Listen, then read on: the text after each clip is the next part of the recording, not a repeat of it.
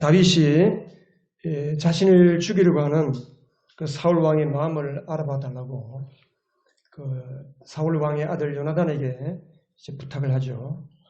요나단이 이제 매월 하루 초하룻날 그 왕과 신하들이 식사하는 자리에 다윗이 이제 빠졌어요. 다윗이 일부러 이제 자리를 비웠는데 사울 왕이 아들 요나단에게 물었습니다. 왜 다윗이 안 보이느냐? 왕이시여, 제가 다윗이 자기 가족들 매년 드리는 제사날이 있다고 제사가 있다고 해서 제가 가라고 했습니다. 그 이야기를 듣고 사울이 경노했습니다. 분노했습니다. 그러면서 그가 죽어야 되는데 너는 왜 자꾸 걔 편을 들으냐? 그러면서 너는 정말 우리 집안의 망신거리다. 그러면서 그러니까 요나단이 자기 아버지한테 아니 다윗이 무슨 잘못을 했기에 죽을 짓을 했다고 그 아버지는 자꾸 다윗을 죽이려고 합니까? 대들었어요. 그러니까 사울이 자기 옆에 있던 창을 들고 이제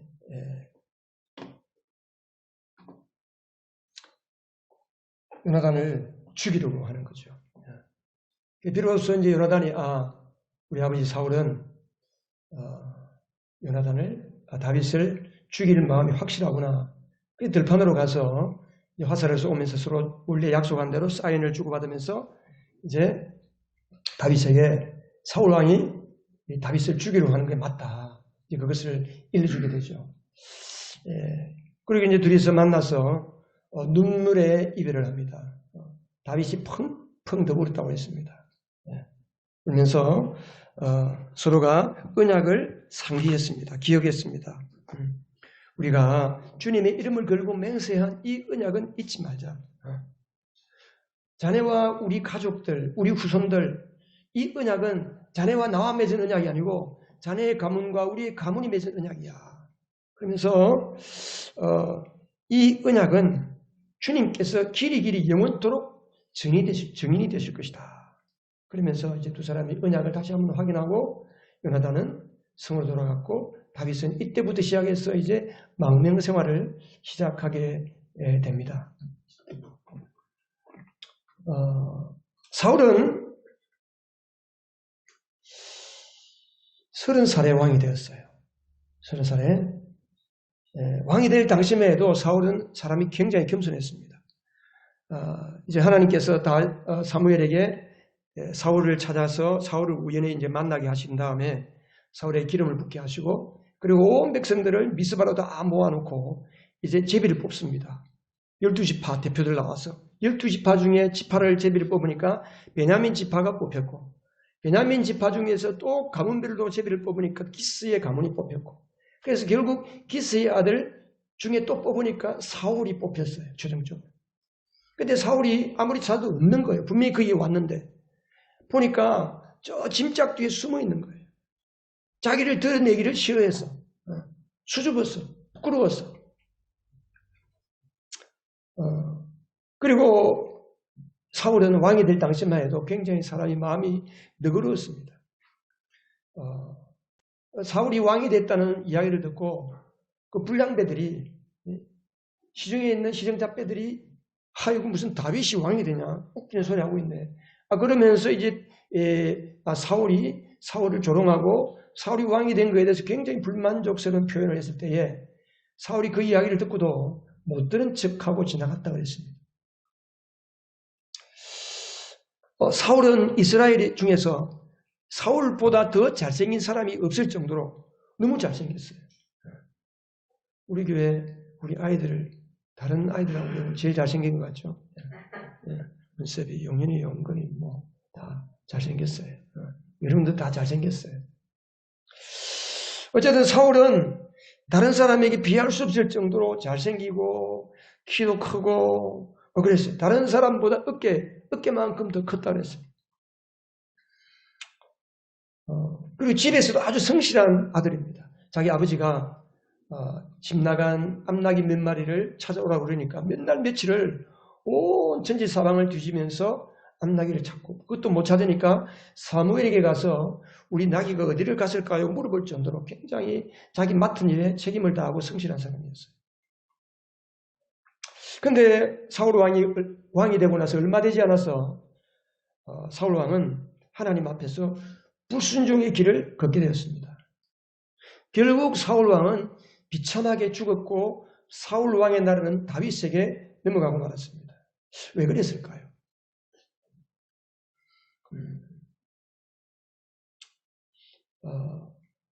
사울은 자기 자신이 스스로 자기를 만족시키려는 삶을 산 사람이에요.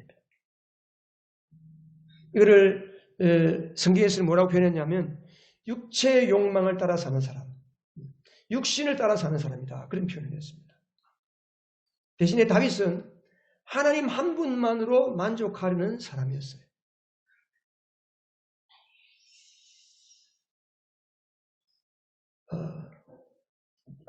그래서 사울 왕처럼 내가 내 삶의 만족을 위해서 내 스스로 내 삶의 만족을 채우려는 삶을 사는 사람은 육신을 따라 산다.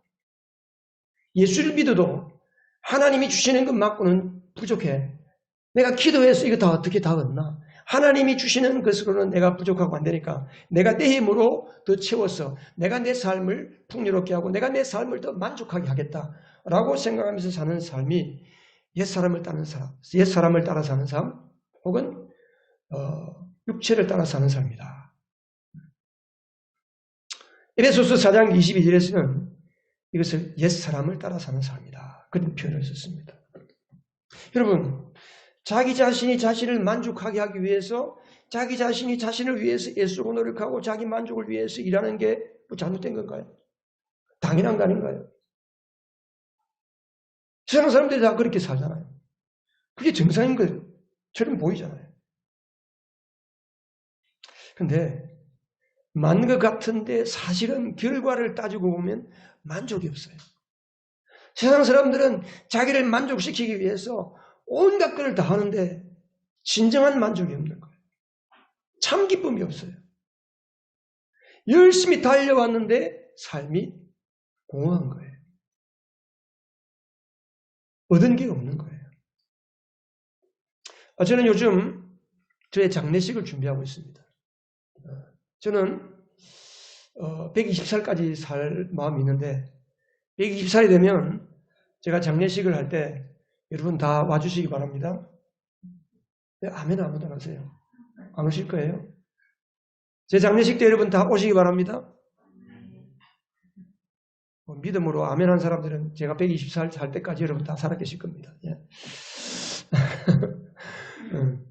그래서 제가 추도사를 쓰고 있어요. 내 추도사를 내가 쓰는 거예요. 예. 왜냐하면 내가 하나님 앞에서 어떤 삶을 살다가 내가 하나님의 부르심을 받아야 되겠다. 이 믿음이 없어 제가. 여러분 어떻게 살고 계세요? 여러분은 그냥 대댕기는 대로 살고 계세요? 하루하루 주어지는 대로 살고 계시지 않나? 그렇죠? 그 떠밀려 사는 삶이에요. 사람들이. 자아를 잃어버리고 사는 거예요. 그러다 보니까 자기 스스로가 자기의 삶을 그냥 허겁지겁 달려가는 거예요. 이게 인생입니다. 이게 인생. 그렇게 살다 보니까 늘 고달프고 힘들고 참 만족이 없고 기쁨이 없고 늘 자신은 다른 사람과 비교해 보이고 불행한 것처럼 느껴지고 이런 사람은 예수를 믿어도 자꾸만 자기 육체를 신뢰하면서 예수를 믿게 됩니다. 거듭나지 못하고 종교생활만 맴돌게 됩니다. 거듭난 것 같은데 얼마 되지 아니하면 다시 종교생활로 돌아갑니다. 여러분 종교생활이라고 하는 것은 뭐냐 하면 내 노력으로 하나님을 만족시키는 것이 종교생활입니다.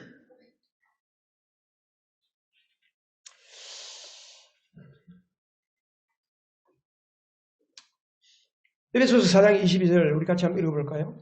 여러분은 지난날의 생활 방식대로 허망한 욕정을 따라 살다가 썩어질 그 옛사람을 벗어버리고 새사람을 입으라 그랬어요. 자, 왜 우리가 육신을 의지하고 육체를 따라 사는 삶을 살게 될까? 옛사람이 뭐예요? 옛사람. 방금 우리가 에베소 4장 22절도 봤지만 옛사람이라고 하는 것이 뭐냐 하면 태어날 때부터 지니고 있던 나의 인간의 죄된 본성을 말하는 거예요. 사람은 태어날 때 아담의 범죄로 인해서 죄인으로 태어나는 겁니다. 그리고 태어나서 자랄 때에 부모의 양육 방식을 따라서 아이가 자라가게 됩니다. 그리고 유치원이나 또 학교를 가면 학교에서 배우는 교육 방식, 세상의 철학, 세상의 가치관, 약육 방식, 여러 가지 하나님이 없는 세상 철학을 가지고 배우고 그것을 습득해 가면서 그게 자기가 되는 거예요. 자기 자신이. 그래서 제일 중요한 건 부모죠. 부모도 자식을 키울 때 옛사람을 따라서 키우는 거예요. 그래서 부모의 혹은 자기 주변의 내 주변 교육 환경 내지는 내 주변의 환경에 의해서 어린아이들이 자기가 듣는 칭찬, 인정 혹은 질책이나 비난 이런 것들을 받으면서 자기 나름 사랑하는 방법을 터득하고 어떻게 살아남을 수 있을까라는 기술을 배워가면서 자라가는 거예요. 그게 자기 자신이 되는 거예요. 그게 그 사람의 사고방식을 형성하고 그게 그 사람의 자아를 형성하는 겁니다. 그래서 평생을 사람들은 자기가 어릴 때에 쌓여진 그 옛사람을 따라서 살 수밖에 없어요.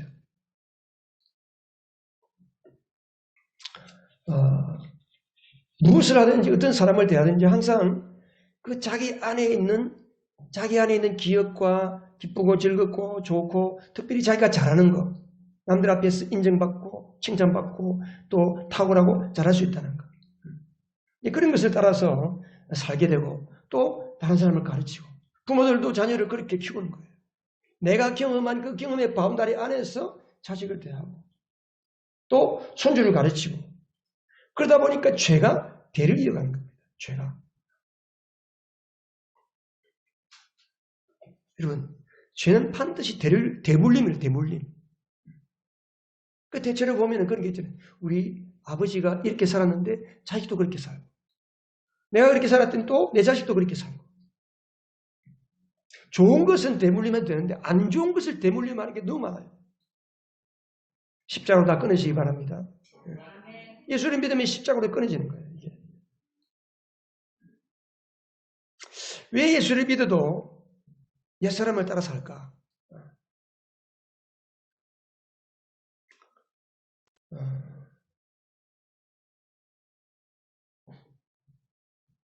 옛사람을 따라 사는 이유는 익숙하기 때문에.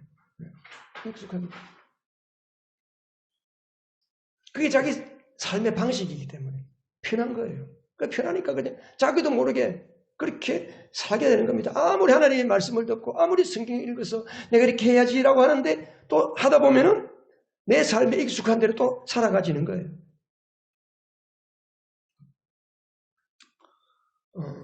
그래서 이걸 보면서 어떤 그림이 떠오르냐면 이게 있죠. 앞으로 걷는데 고개는 뒤로 보고 걷는 거예요. 내가 이쪽으로 걷는데 고개는 완전히 뒤를 보고 이렇게 보고 걷는 거예요. 뒤를 보고 앞으로 걷는 거예요. 이렇게. 이게 바로 육신을 따라 사는 삶의 모습입니다.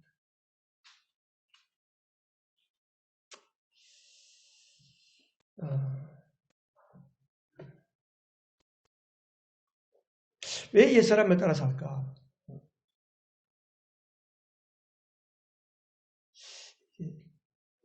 PPT가 안 되지.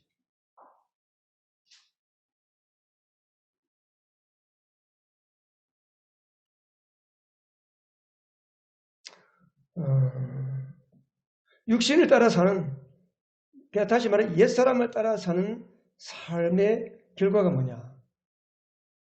그 결과의 모델이 사울왕입니다. 사울왕. 사울왕은 왕이라는 건 대표잖아요. 대표. 구약에 육신을 따라 산 사람의 대표가 누구냐 하면 사울왕입니다.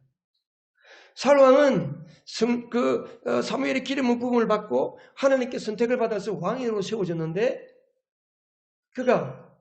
여러분 사울왕은 굉장히 사람이 탁월한 사람입니다. 능력이 보통이 아닙니다. 아주 똑똑하고요. 이스라엘의 초대 왕이 되어가지고 나라를 딱 정비하고 많은 외적들로부터의 적을 다 막고 나라를 든든하게 지키고 42년 동안을 왕의 자리에 있었는데 아주 이스라엘 나라를 건강하고 이스라엘 나라를 튼튼하게 잘 지킨 왕입니다. 우리가 사울 왕을 안 좋게 생각하는데 그렇지 않습니다. 사울 왕은 인간적으로 보면 굉장히 탁월한 왕입니다. 능력이 뛰어나고요. 그래서 사람은 자기가 뛰어난 거, 자기가 잘하는 거, 자기가 재주가 좋은 거, 그것을 따라 사는 거예요. 그게 옛사람이에요, 옛사람. 그러니까 자기 잘하는 거, 자기 잘난 거, 자기가 잘할 수 있는 거, 자기가 탁월하고 성실하고 똑똑하니까 그 자기 똑똑한 것만 믿고 살다가 하나님을 의지하지 않는 거예요. 하나님을 의지하고 싶어도 자기가 판단해서 이거는 순종할 만하면 순종하고 자기가 싫으면 노하고 그건 순종이 아니죠. 사울은 그렇게 살았어요.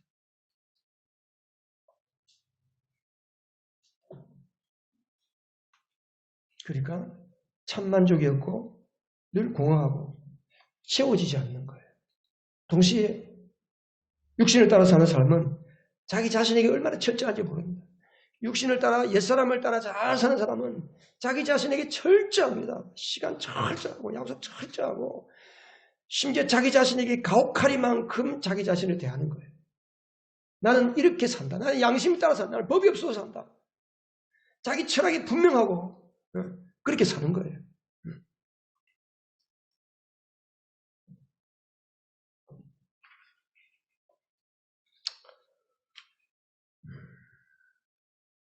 사울이 그렇게 살았어요. 사울이. 로마서 6장 8장 6절 7절에 보면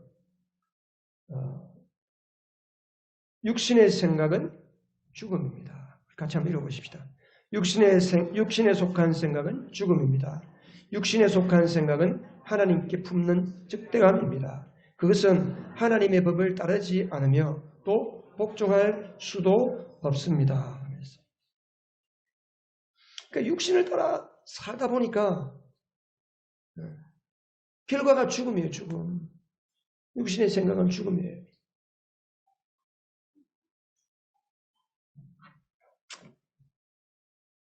자, 여러분은 어떻게 살고 계세요? 여러분은 옛사람을 따라 살고 계시지 않나요?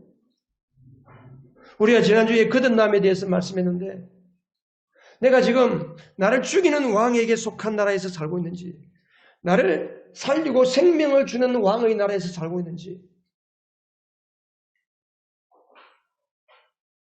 거듭나지 못하는 예수를 믿고 교회를 나오는데 예수를 믿는다고 하는데 거듭나지 못하는 이유는 육신에 속한 삶에 익숙하기 때문에 그 삶의 스타일에서 예수를 믿기 때문에 거듭남의 은혜를 모르고 거듭났다 하더라도 곧바로 다시 옛사람의 삶을 살기 때문에 거듭난 감격과 그 은혜와 천국의 감격과 기쁨과 행복을 모르고 사는 거예요.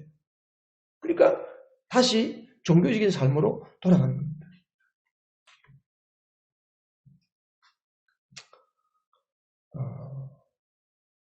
여러분은 과연 어떤 삶을 살고 계십니까? 우리가 육신의 삶을 살고 하나님을 섬기고 예수님 믿는다 하면서도 내가 여전히 내 삶의 방식은 여전히 육신의 삶의 방식을 따라 산다고 할 때 하나님의 마음이 어떨까요? 여러분을 축복하시고 여러분을 사랑하시고 여러분을 거듭나게 하시고 하나님의 자녀 삼으시고 천국 백성 만들기를 원하시는 그 하나님의 마음이 우리가 육신을 따라 살 때 아버지의 마음은 어떨까요? 그게 바로 누가복음 15장에 탕자의 비유에서 나오는 거예요. 탕자의 비유에서. 작은 아들이 자기 하고 싶은 거 하려고 아버지 지산 받아가지고 자기 유산 상속 미리 받아가지고 나가서 다 탕전하고 거지가 되어서 돌아오잖아요. 큰아들은 돌아오는 거지가 돌아오는 그 작은 자기 동생을 보면서 불만스러워하고 아버지는 나를 위해서는 아무것도 안 해주더니 저 자식은 돈 다 쓰고 탕진하고 거지가 되어서 돌아왔는데 뭐가 좋다고 그렇게 송아지를 잡고 잔치를 하고 있느냐고 아버지랑은 적대감, 아버지랑은 불만족 이런 게 생기는 거예요.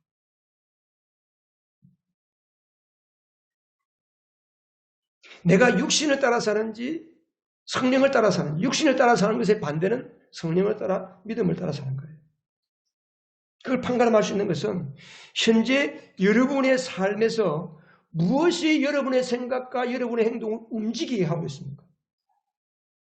그걸 보면 돼요. 나는 무엇에 의해서 내 생각이 돌아가고 무엇이 나로 하여금 이런 행동을 하게 하는가? 그것이 성령의 음성인지 아니면 내 안에 있는 나의 욕구인지 내 원하는 것인지. 갈라디아서에 보면 육신의 생각과 성령의 생각이 서로 싸운다고 했어요. 서로 갈등하는 것. 서로 갈등하는 동안은 아무것도 할 수 없다고 했어요. 여러분, 육신의 삶에서 옛사람을 따라 사는 삶에서 벗어나기를 주님의 이름으로 축복합니다. 아멘. 그럼 우리가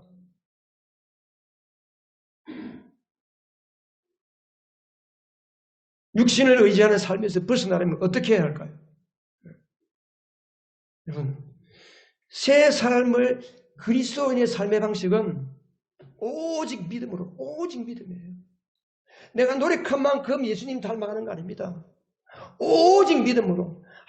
나는 예수를 믿고 거듭났다면, 성령으로 거듭난 사람은 하나님의 아들이 되었어요. 100% 하나님의 아들이에요. 여러분들이 자녀를 낳았을 때 아이가 오줌 싸고 똥 싸고 밥도 제대로 못 먹지만은 그렇다고 여러분 그 아들이 그 딸이 사람이 아닙니까?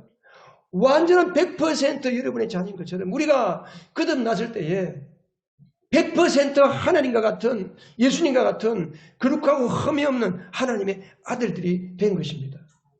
그것이 되었다고 믿고 그것을 바라보는 믿음으로 사는 것이 이게 그리스도인의 삶입니다. 근데 육신의 삶은 나의 옛사람은 자꾸 나를 보는 거예요.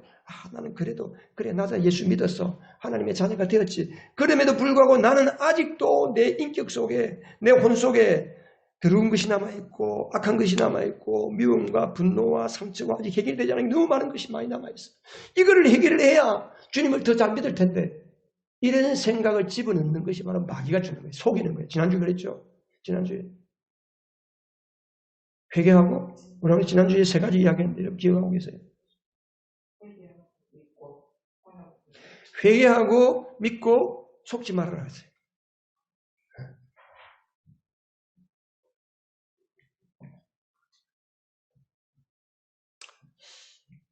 오직 믿음으로 사는 사람, 오직 믿음으로. 오직 믿음으로 산다는 것은 오직 하나님의 은혜로 산다는 것이고, 오직 하나님의 은혜로 산다는 것은 성령이 주시는 생각에 따라 성령을 따라가는 거예요. 내가 볼 때는 이쪽 길인데 성령께서 이쪽으로 가라 하니까 가보니까 하나님이 그곳에서 예비하고 계시고 하나님이 일을 준비하고 계셨고 나를 위한 놀라운 천국을 준비하고 계신 거예요. 자, 그러면 어떤 믿음일까요? 어떤 믿음? 성경에서 대표적으로 우리에게 옛사람에 대해서 말씀하는 게 몇 가지가 있는데 로마서 7장도 있고 있는데 자, 갈라디아 2장 20절 갈라디아 2장 20절 여러분 한번 다 펴보시기 바랍니다. 갈라디아 2장 20절을 보면 다 아시는 말씀이에요.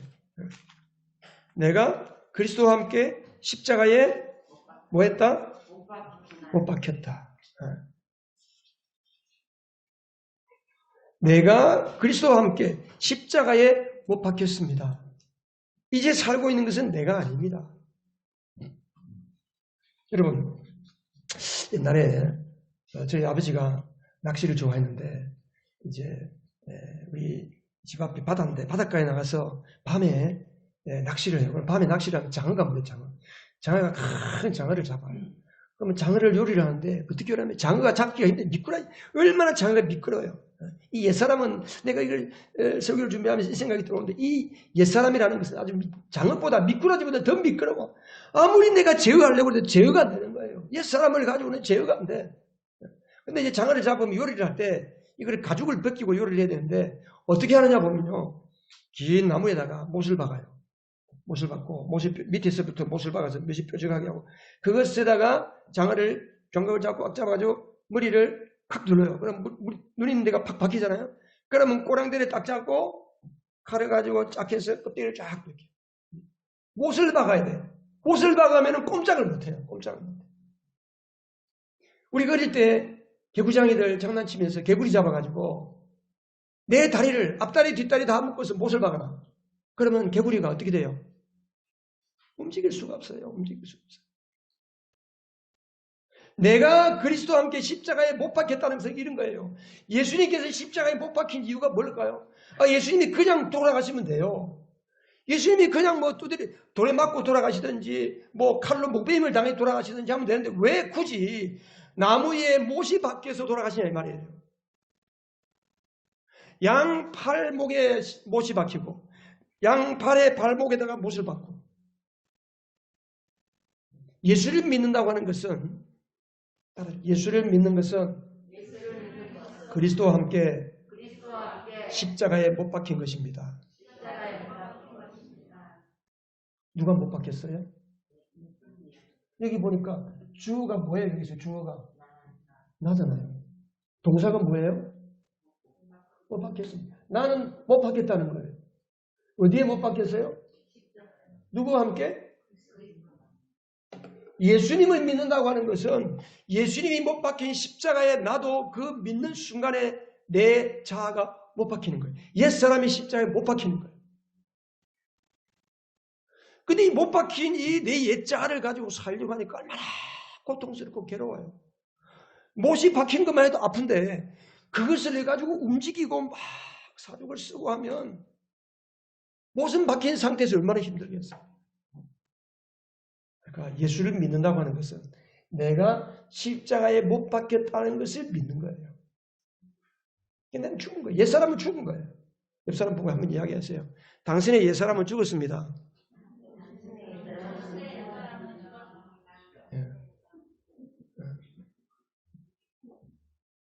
어떤 사람은 당신은 아직 안 죽은 이런 사람이 있어 혹시?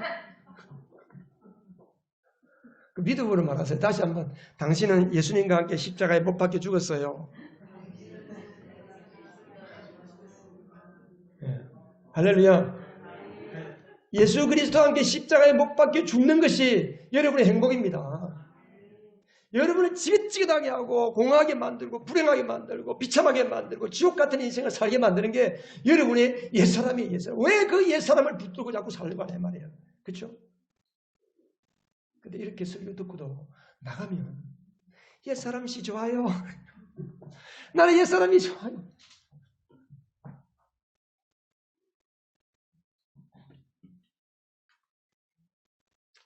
주님 말씀하면서 나는 못 박혔고 못 박혔어요. 못 박혔어요. 네, 못 박혔어요.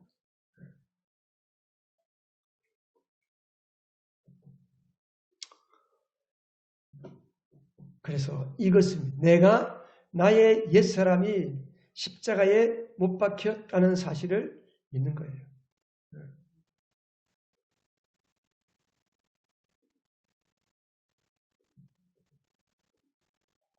두 번째는 옛사람을 로마서 7장에서는 나를 율법으로 괴롭히는 남편이라고 표현했어요. 지긋지긋한 남편. 집에 가면 집에만 들어오면 왜 이건 이래 저건 저래 왜 이렇게 안 했어 왜 당신 저렇게 안 했어 사사건건 따지고 묻고 판단하고 지적하고 책망하고 그게 옛 남편이에요. 율법이에요. 율법. 그래서 지긋지긋한 남편이 죽어버리면 뭐가 돼요? 자유한 여인은 새 남편을 맞아서 시집갈 수 있는 거예요. 이게 그 비유를 쓰면 돼. 그렇게 비유로. 그러니까 아까 그랬죠. 죄가 대물림을 한다 그랬잖아요. 그 죄가 대물림한 거 끊는 게 뭘로 끊어요? 내가 십자가에 못 박혀 죽을 때에 이미 내게 물려받던 내게 여러분에게 이어오던 모든 영적이고 혼적이고 육적인 모든 악과 죄는 다 못 박아 죽어서 끊어진 것입니다. 끊어진 거예요.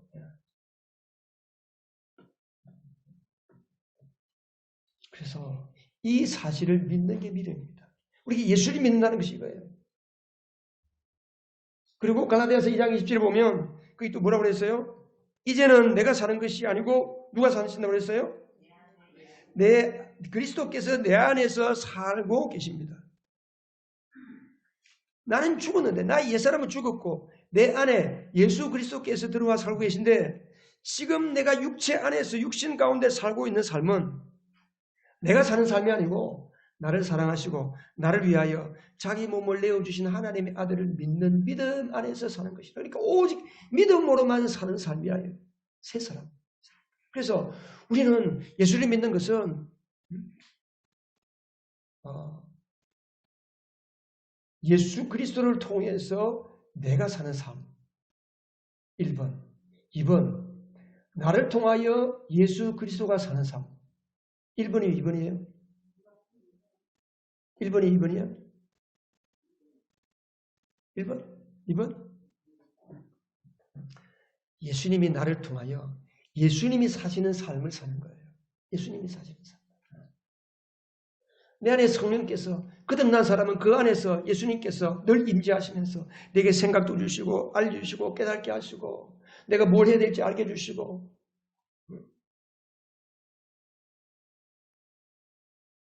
그래서 그 성령을 따라서 믿음으로 살 때에 우리의 삶에 하나님의 나라가 이루어지는 겁니다.